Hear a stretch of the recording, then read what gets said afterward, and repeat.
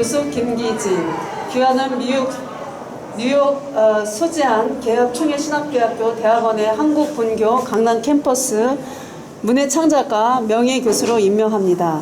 주 2023년 9월 7일 총장 김용익 박사, 한국 캠퍼스 부총장 노영애 박사. 축하드립니다.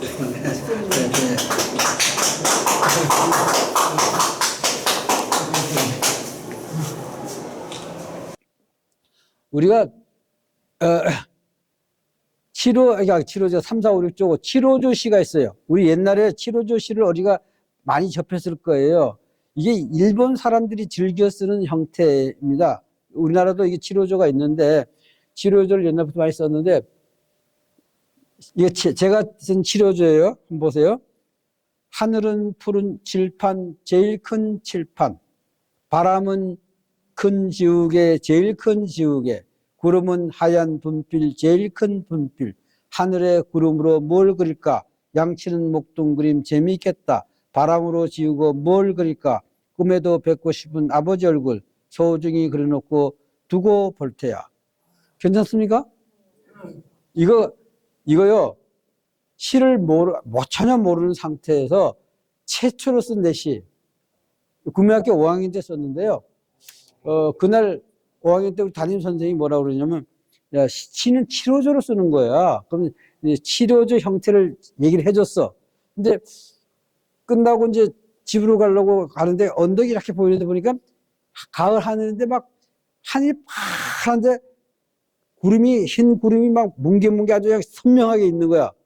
저게 칠판 같으네? 그래서 내가 선생님이 말한 치료조를 한번 맞춰봤어. 하늘은 푸른 칠판, 제일 큰 칠판. 이 치료가 맞네? 그러면 구름은 하얀 분필, 제일 큰 분필. 이게 또 맞아. 바람은 지우개, 제일 큰 지우개. 하늘에다 구름으로 뭘 그릴까? 양치는 목동 그림 재미있겠다. 바람으로 지우고 뭘 그릴까? 꿈에도 뵙고 싶은 아버지 얼굴 소중히 그려놓고 두고 볼 때. 이게 최초로 쓴 시입니다, 제가.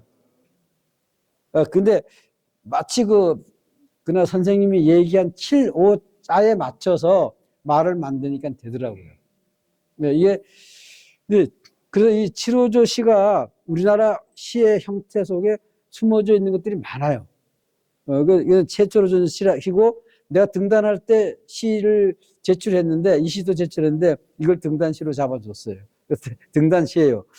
다른 거는 이게 43자지만 45자까지 허용을 하고 조금 틀려져도 괜찮지만 마지막 3, 5는 꼭 지켜줘야 되는 거예요. 그리고 이 시조는 이제 뒤에 시조 형태가 여러 가지 나오겠지만 가장 아주 정형화된 시예요. 그래서 이게 2조 500년 동안은 고려 중엽이 시작돼가지고 2조 500년 동안은 완전 시조만 가지고 시를 썼던 그런 때예요. 그래서 우리나라는 어떻게 보면 시의 나라라고 할 수 있어요. 시를 아니고는 뭐 아무것도 못했으니까 왕도 시를 알아야만 왕 노릇을 할 수 있었던 때가 2조 시대예요. 그러니까 시는 그만큼 중요한 겁니다. 그래서 요 시조는 여러분들이 내가 시조를 어떤 사람이 이런 얘기 하더라고요. 이렇게 모임에 갔는데 나이 좀 지긋한 양반이 하는 말이 시조는 시가 되지만 시는 시조가 안 된다. 그래서 내가 무슨 소리냐고, 그런 소리가 어딨냐고. 예를 들면 이렇습니다. 우리 몸 안에는요 500년 흘러온 피가 흐르기 때문에 모르는 사이에 시조에 젖어 있어요. 우리가 시조라고 생각하지 않고 썼는데 보니까 시조가 돼 있는 게 있어요. 그게 뭐 정확히 3434, 3543은 아닐지라도 시조 형태로 되어 있는 것이 많이 써져요. 이따 나중에 그것도 보여드리겠습니다만.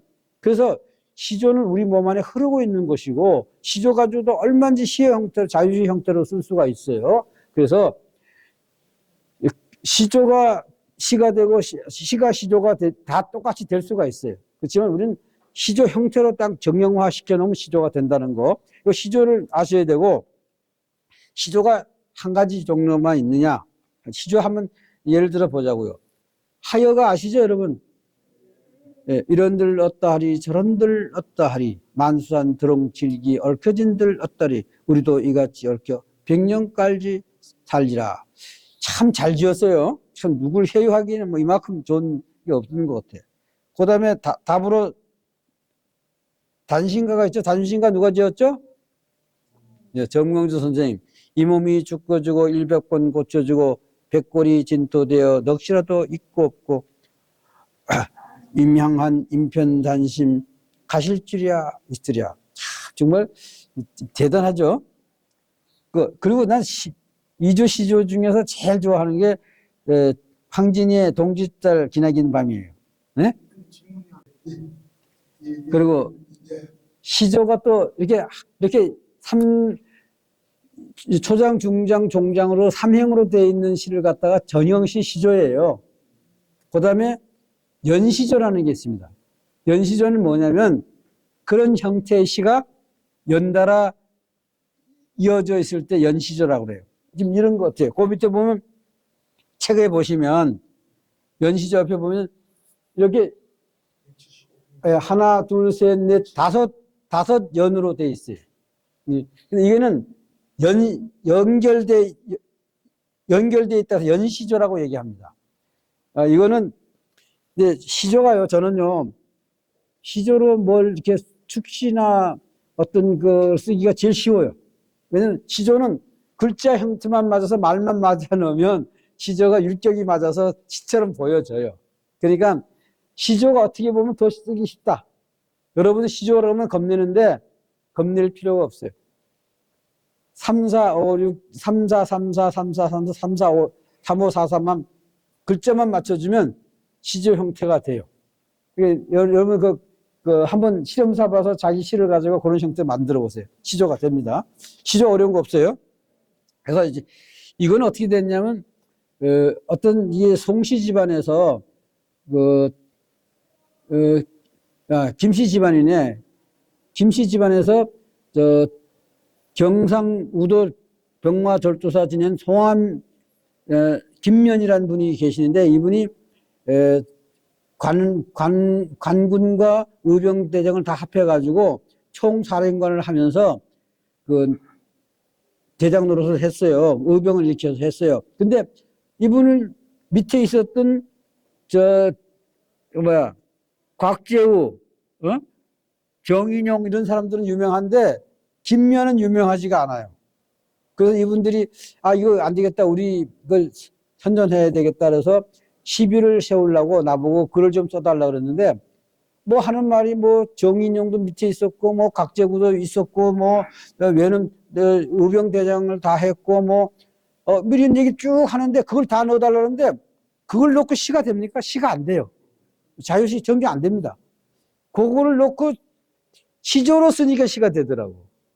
그래서 이렇게 썼습니다. 임진년 매구들이 부산을 함락하고 백성을 참살하는 최대 국난 앞에 김면이 의병 군단을 조성하여 싸웠다. 나라가 위태하니 분연히 일어서서 팔인의 친족들과 의병을 일으키니 산남의 젊은이들 구름처럼 모였다.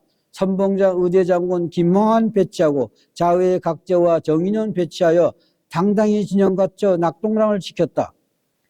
김면 고용 김문 임진난 의병대장 관이병 통솔하여 호남을 보존하고 천하에 포항무독한 외놈들을 멸했다. 400년 지나서도 김문의 충의지심 새롭게 빛나나니 엄연한 참된 도리 정상 병마절도사 송한 김면 도대장. 한자도 틀리지 않죠? 네? 요렇게 말을 그 사람이 요구하는 걸 다 집어넣고 말을 만드니까 되더라고요. 연시조라는 이런 거라는 걸 제가 보여드리려고 연이어져 있다 하고 해서 연시조라고 합니다. 그 다음에 사설시조가 있어요. 사설시조는 어떤 거냐면 우리가 보통 시조들은 양반들이 하는 겁니다. 그렇지만 사설시조는 양반이 아니라 이제 상인 하층들이 하는 거예요. 왜 그러냐면 아이 저기 양반들이라고 정자에 앉아가지고 다 앉아가지고 청산이 베꼈어야고 하는데 우리도 뭐 좀 하고 싶은 거야. 그래서 흉내를 낸 거야. 흉내를 내서 하는데 글자 숫자가 하나도 안 맞아. 안 맞고 하고 싶은 말 다 집어넣어서 양반들이 하는데 우리는 못하고 막 집어넣은 시가 예, 저기 사설 시조예요.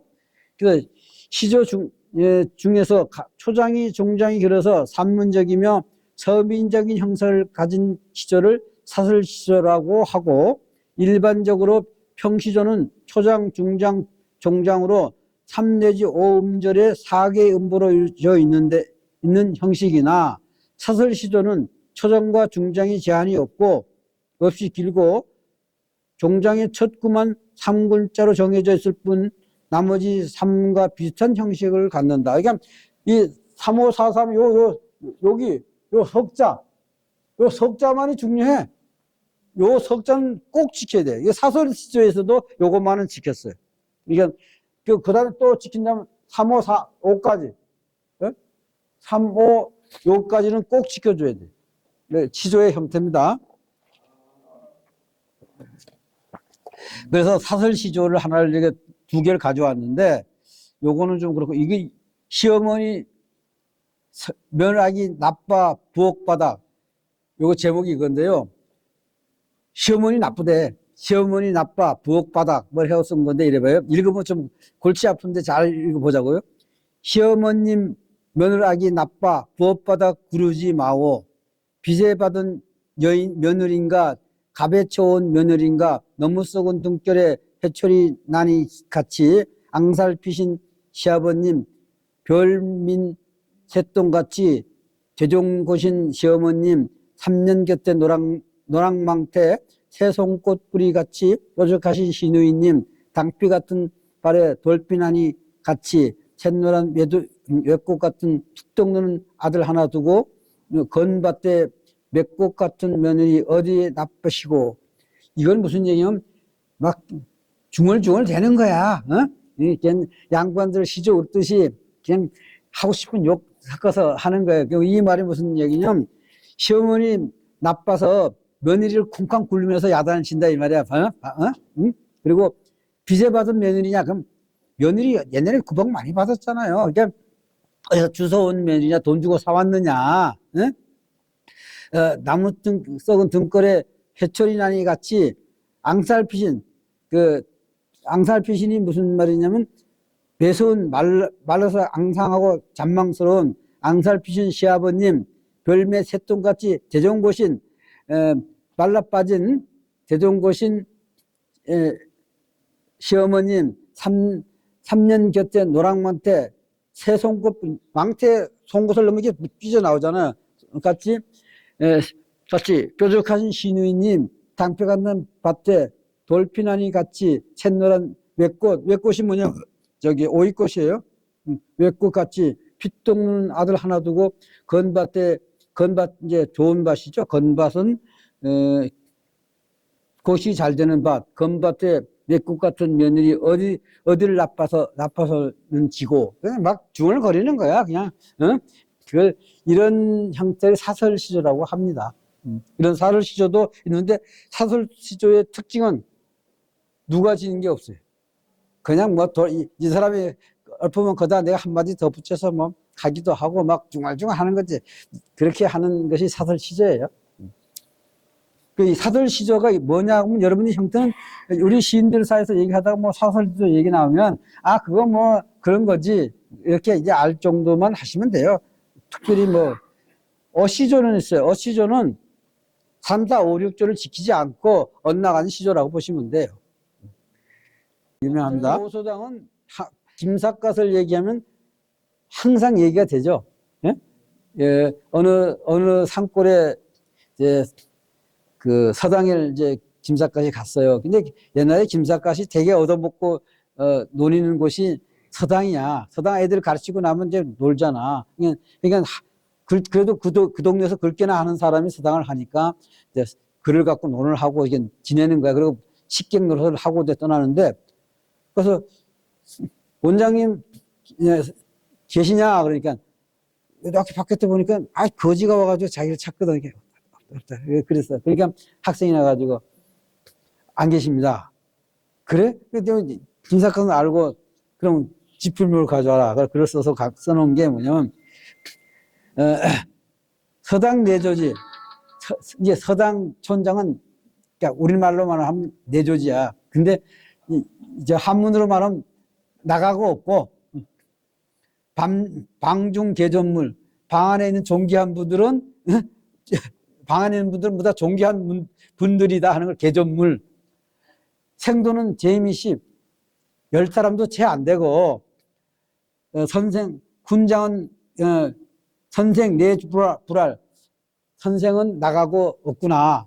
이렇게 써가지고 준 거야. 이거 보니까 욕으로 썼지만 이게 엄청 잘 쓴 거야. 그러니까, 모셔와라. 그래가지고 모셔갔다는 그 일화가 있는 시인데, 김사과 시를 얘기할 때 이 시는 꼭 들어옵니다. 재밌으니까. 자, 그러면서 이제 내가 한 가지.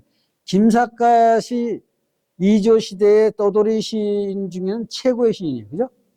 근데 김사과 시를 언제 우리가 모았냐면, 김사과 시를 아무도 몰랐어. 해방되고 조선일보에서 김사과 시 모음을 했어. 전국에다가 김사과 시 모아라. 김사과 시가 다 왔어. 그 얘기는 무슨 얘기냐면, 옛날에 삭가 쓰고 다니는 김삿갓은 다 김삿갓이야. 글 잘 쓴 사람은 다 김삿갓이야. 그러니까 그 안에는 실제로 김병림이 쓰지 않은 시도 섞여 있을 것이다. 다 쓴 시는 김삿갓 거야. 예를 들면 셰익스피어도 소설, 시, 다 잘 쓴 거야, 막. 근데 그게 정말 셰익스피어 다 썼을까? 의문이 생기는 거야. 왜냐면 그 많은 것을 썼을 수도 없을 뿐더러 어떻게 이렇게 장르를 넘나들면서 썼겠느냐. 그래서 셰익스피어도 자기 글이 다 안 읽거리시라는 얘기가 있어요. 왜 그러냐면 그때는 교통이 발달되지 않고 통신이 발달되지 않으니까 단절단단돼 있는 곳에서 잘 쓴 거는 셰익스피어, 잘 쓴 거. 이건 잘했어. 이건 셰익스피어. 이렇게 돼버렸을 수도 있어요. 이름 없이 쓰다가 이름 없이 안 나고 쓰고 갔어. 이거 셰익스피어 거. 잘 썼으니까. 이렇게 돼서 셰익스피어가 됐을 수도 있다.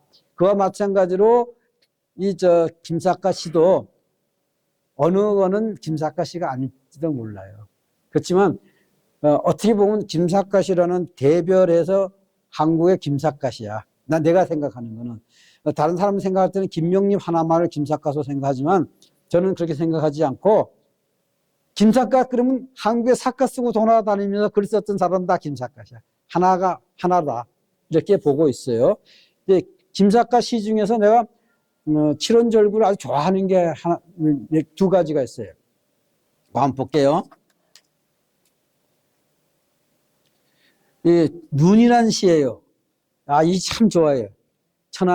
천왕씨가 죽었는가, 내가 다 외워서 죽었는가, 인왕씨가 죽었는가, 산과 나무 모두가 상복을 입었구나.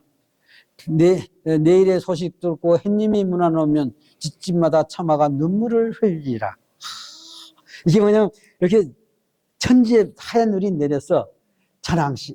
옛날에 죽으면 하얀 옷을 입잖아요. 그러니까 천왕씨가 죽었는가, 인왕씨가 죽었는가, 천지 사방에 눈으로 덮였구나. 그 소식 듣고 햇님이 내일 문상을 오면 집집마다 천하가 눈물을 흘리리라. 얼마나 기가 막히죠? 이 시를 내가 굉장히 좋아해요. 어디 인사동 어느 집에 가서 이걸 낭송했더니 좋다고 베껴달라고 그래가지고 벽에다 붙여놨어. 참 좋잖아요. 얼마나 형상화가 잘 돼 있어요. 천왕씨가 죽었는가, 인왕씨가 죽었는가, 산과 나무 모두가 상복을 입었구나. 햇님이 소식 듣고 내일 문상을 오면 집집마다가 처마가 눈물을 흘리리라. 기가 막힙니다, 정말. 요 시를 내가 이제 좋아하고요. 그 다음에 구월선이라는 시가 있어요. 구월선은 어떻게 돼 있냐? 지난해 9월에도 9월선을 지나고 올해 9월에도 9월산을 지나니 9월살 경치가 9월산이다. 이거요. 우리가 시가 가장 좋은 거는요, 평범한 말로 아주 누구나 하는 쉬운 말로 하면서도 그 깊이가 있는 시가 제일 잘 쓰는 시예요. 아주 어려운 말, 시어 많이 들어가고 했다고 좋은 시는 아닙니다. 예를 들어서 이렇습니다. 지난해 9월선을 지났어. 근데 올해도 9월선을 간다니까 물어보는 거야. 아, 작년에도 갔으면서 또 왜 가? 9월선이 너무 경치가 좋으니까. 얼마나 좋길래? 9월산 경치는 어디다 비할 수도 없어. 9월산이야. 9월산 경치는 9월산이다. 이렇게 대답한 시예요. 정말 이 시가 나는 마음에 들어. 이렇게 우리가 평범한 말로 깊이 있고 정말 자기 뜻을 전할 수 있는 시. 뭐 아까 눈이란 시도 좋지만은 그 시는 깊이가 9월산만은 못해. 그냥 재미있게 말하면 그 현상을 눈이 덮였으니까 상복을 입은 것처럼 보고 해가 와가지고 눈을 녹이면 그 집집마다 처마에 물이 뚝뚝 떨어지는 것을 형상화한 모양으로 봐서는 잘 썼지만 9월산 시만은 못하다 생각해. 난 김삭단 시 중에서 최고가 9월산이라고 해요. 제가 생각하는 거. 9월산 시가 최고다. 왜냐하면 봐요. 그 짤막한 말 속에 그 말이 다 들어가 있는 거야. 작년 9월에도 9월산을 지나고 올해도 9월산을 지나니 9월산 경치가 9월산이다. 그게 뭐 얼른 들으면 아무 말도 아닌 것 같아. 근데 가만히 해석을 해봐요. 작년에도 9월산을 지났는데 또 가. 좋으니까 가는 거야. 왜 또 가? 하고 물으니까 9월산 경치가 좋으니까. 그 말을 9월산 경치를 더 이상 어디다 비교할 데가 없는 거야. 9월산 경치는 9월산이다. 이렇게 얘기한 겁니다. 그래서 난 9월산 시를 제일 잘 썼다. 아까 내가 3, 4, 5, 6조 중에서 감이라는 시를 굉장히 좋아해요.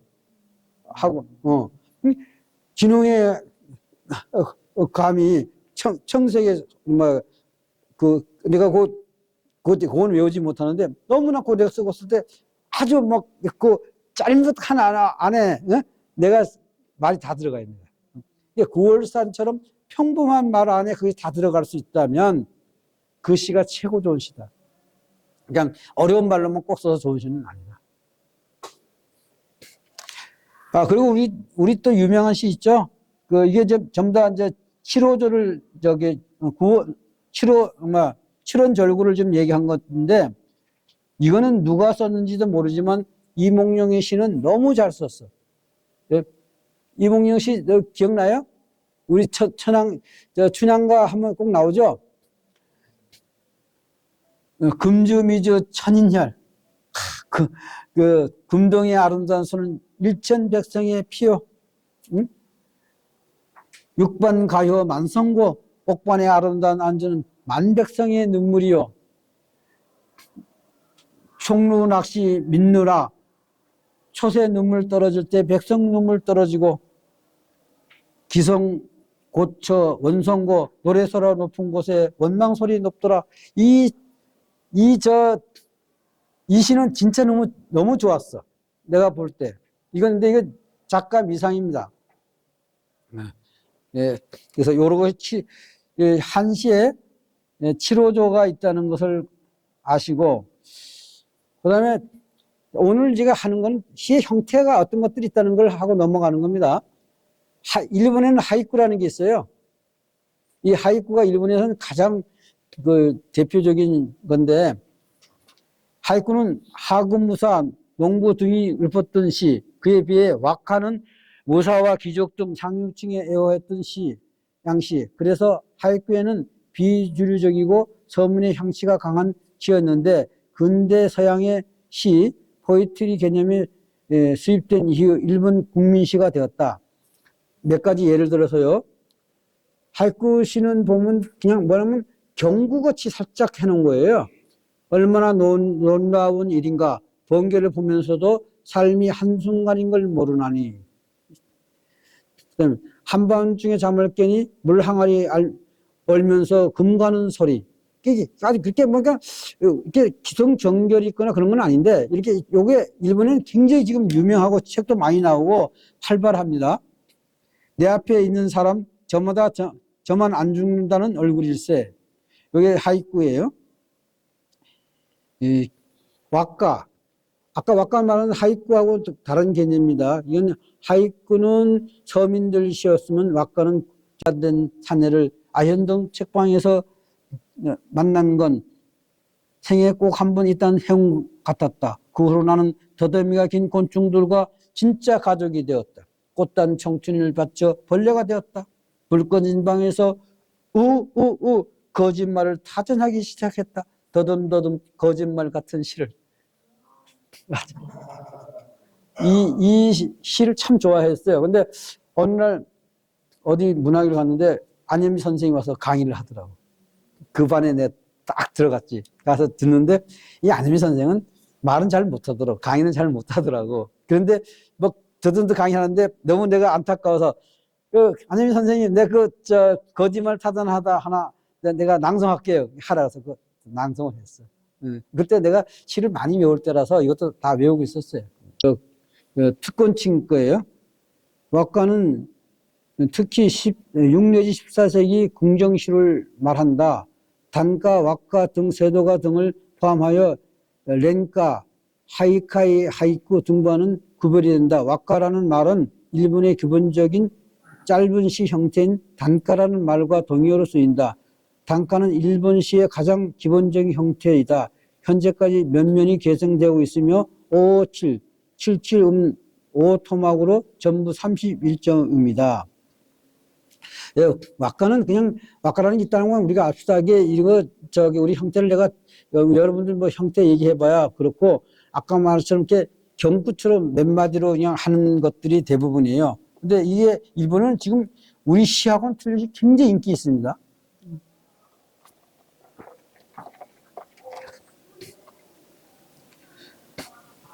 왁가 역사는 한번 읽어보고 넘어갈게요. 왁가가 생긴 시기는 정확히는 알 수 없지만 6세기 시대 후기 정도로 추정한다. 왁가는 기본적으로 귀족들의 문화였는데 3일짜리라는 정형시가 한계상 다양한 내용이 나오는데 한계가 있기 때문이다. 왁가는 본래 형식과 체면, 문학성을 중요시하는 아주 정통적인 문학이다. 이후 이것이 전통에서 벗어나 더 자유로운 놀이로 발전한 것이 렌가이다. 그 렌가도 있고 하이쿠, 왁가 이런 것들이 있다는 걸 아시면 돼요. 이게 뭐 일본의 이 왁가, 니니와즈의 노래라는 이제 일본 시예요. 니니와즈의 꽃이 피구나 꽃이여 겨울에 틀어박혀 이제는 봄이라고 피었구나 꽃이여. 현대 일본에서도 매우 유명한 왁가로 과거에는 나니와즈의 노래라고 하면 누구나 다 알고 있는 것을 의미한 대명사였다고 한다. 타루타르를 시작할 때도 이 노래를 꼭 울품이 규칙이다. 왁가에는 보통 꽃이라고 하면 벚꽃을 가리키는 경우가 많지만 니니와즈의 노래에서 말하는 꽃은 매화를 의미한다. 이 노래의 내용은 단순히 겨울을 참고 견뎌 봄에 핀 꽃을 노래하는 것이지만 당대 정치의 상황과도 연관이 된다. 우리가 또 이렇게 말하다 보면 주목시라는 말도 쓰고 단가라는 말도 쓰는데 주목시라는 건 짧은 시를 의미하는 거예요. 옛날에 주목시 중에서 우리나라 주목시 중에서 유명한 게 성철 선생님의 물은 물이요 산은 산이다 하는 말이 있어요. 여러분 그거 다 알죠? 물은 물이요 산은 산이다. 굉장히 깊이 있죠? 그거요 제가 하면요 개똥철학밖에 안 돼요. 근데 성철 스님이 말씀하셨으니까 그게 좋은 시가 되고 뭐 뜻이 있는 것처럼 우리가 믿고 생각하는데 만약에 내가 물은 물이요 산은 산이 이게 무슨 그 말이나 돼? 그러고 이제 그럴 거야. 그러니까 여러분들이 시 중에서도 몇 가지가 유명해지면 별거 아닌 시도 이게 괜찮네 이런 소리가 들립니다. 이게 시를 우선 하나 잘 쓰셔야 돼요. 하나만 잘 써서 뜨면 그 사람 시는 다 괜찮은 시야. 그러니까 성철 스님이 산은 산이요 물을 물이듯이 여러분들이 우선 실력을 갖추고 나면 시가 됩니다. 그리고 여러분들이 쓰는 건 다 시예요. 왜 그럴까요? 시니까. 여기 지금 뭐 노영의 이경이 우리 박인규 이런 사람들은 주성환 선생님 쓴 거, 여기 김영대 선생님, 그거 시야. 시인이니까. 말하자면, 형철 선생님이 말했으니까 저 말도 굉장히 깊이 있고 좋은 말 되듯이 시인이 썼으면 시예요. 그리고 고은 선생님 시 중에 그 유명한 거 있죠? 올라갈 때 못 본 꽃, 내려갈 때 보았네. 별거 아니야. 내가 얘기했다 그러면, 에이, 말도 안 되는 얘기야. 이래 될 거야. 근데 고은 선생이 썼으니까, 그래. 그거 굉장히 철학적이네. 올라갈 때 못 본 거, 내려올 때, 그래. 너가 인생에서 뭐 올라갈 때 못 한 거, 내려갈 때 이제 생각나네. 뭐 이런 뜻으로도 해석을 하면서 좋은 시라고 하잖아요. 여러분들이 무슨 잘 쓰고 봐야 돼. 하나가 뭐가 잘 떠야 돼. 그 시인이라면 등단을 해야 되고, 한국문형 입회를 해야 되고, 책을 내야 되고, 대표시가 있어야 돼. 그래야만 진정한 시인. 예? 등단을 일단 했죠.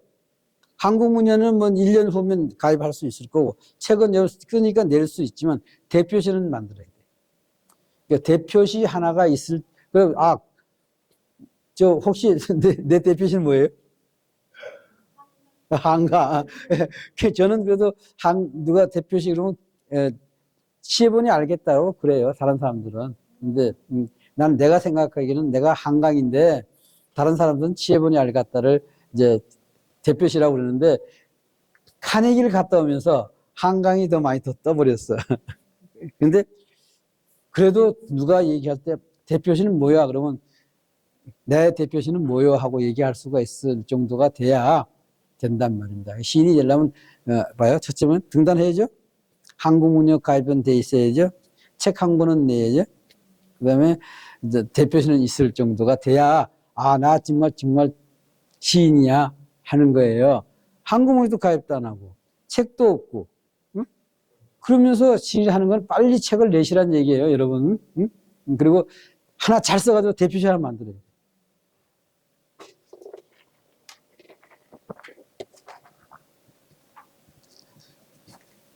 산문시라는 형태가 있어요.